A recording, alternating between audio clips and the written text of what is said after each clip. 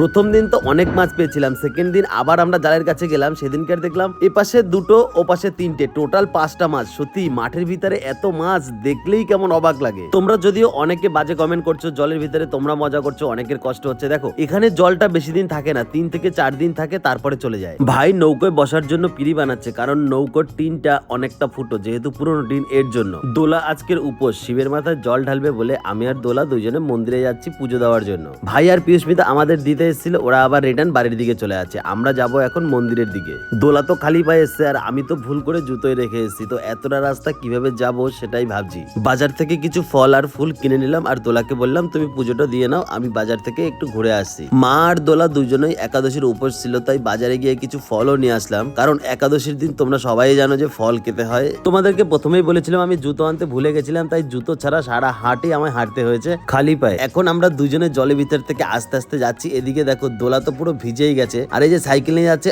আর আমাদের অলোকদা যাচ্ছে আমাদের বাড়িতে কাজের জন্য, মানে উপরে সেন্টারিং কাজ হচ্ছে, তাও জলে অনেক কষ্ট করে যাচ্ছে। ভাইকে ফোন করে বললাম আমরা ব্রিজের এখানে চলে এসেছি, তাড়াতাড়ি নৌকো নিয়ে চলে আয়। সেই অনুযায়ী ভাই নৌকোটা নিয়ে চলে এসছে, আর ভাইয়ের বললাম না যে এই ফিরেগুলো বানিয়ে খুব সুবিধা হয়েছে, কারণ নৌকায় অল্প জল জমে গেলেও কোনো প্রবলেম হয় না, মানে আমরা ভিজে যাই না। কত সুন্দর ভাবে আমরা নৌকা নিয়ে যাচ্ছি। আর এদিকে দেখো ও যেহেতু উপোস ছিল তাই একটু ফল খেয়ে নিয়েছে। আশা করা যাচ্ছে 2-3 দিন পরেই জল পুরো কমে যাবে। তো টাটা বাই বাই, দেখা হচ্ছে নেক্সট ভিডিওতে।